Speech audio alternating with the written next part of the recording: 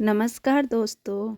आज हम आपके लिए श्री भगवत गीता से एक छोटी सी चिड़िया के दृढ़ निश्चय की एक रोचक कहानी लेकर आए हैं। बहुत समय पहले की बात है। एक छोटी सी गौरैया समुद्र के किनारे एक गड्ढे में घोंसला बनाकर रहती थी। वहाँ उस गौरैया ने 2 अंडे दिए। सुबह होने पर अपने अंडों को वहीं छोड़कर वह गौरैया दाना चुगने निकल गई। शाम को दाना चुगने के बाद जब गौरैया वापस आई तो उसने देखा उसके अंडे वहाँ नहीं थे। वह घबरा गई।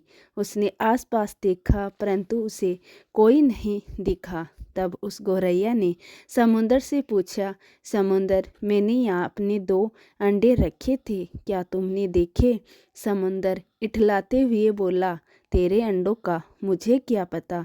समुद्र के इठलाने से गौरैया को अंदाजा हो गया कि उसके अंडे समुद्र ने ही चुराए हैं।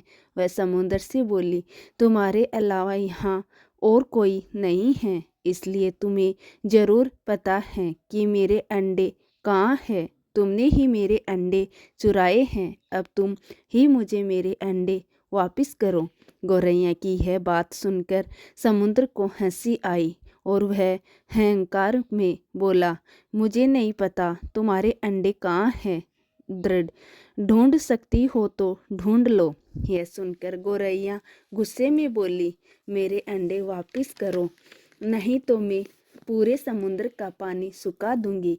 यह सुनकर समुद्र गौरैया पर हंसने लगा। गौरैया गुस्से में एक टक समुद्र को देखने लगी। समुद्र की लहरें आती और जाती परंतु गौरैया उसे घूरती रही। गौरैया बोली, समुद्र, तुम ऐसे नहीं मानोगे, अब मैं तुम्हारा पानी सुखाकर ही रहूंगी। ऐसा कहकर गौरैया अपनी नन्ही सी चोंच में समुद्र से पानी लेती और किनारे पर डालती। इस तरह करते करते उसे सुबह से शाम हो गई। शाम के समय उसे अन्य पक्षी देखने आए और बोले, गौरैया, आज तुम दाना चुगने क्यों नहीं आई? परंतु गौरैया तो गुस्से में कुछ नहीं बोली।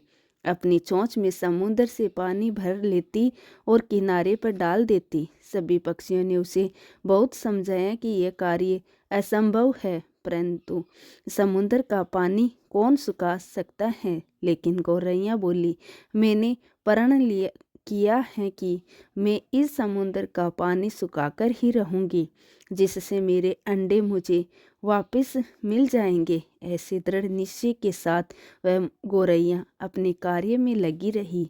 जब वह थक जाती तो थोड़ी देर रुक जाती और फिर अपने कार्य में लग जाती। यह सिलसिला 3 से 4 दिनों तक चलता रहा और गौरैया का स्वास्थ्य धीरे धीरे गिरने लगा।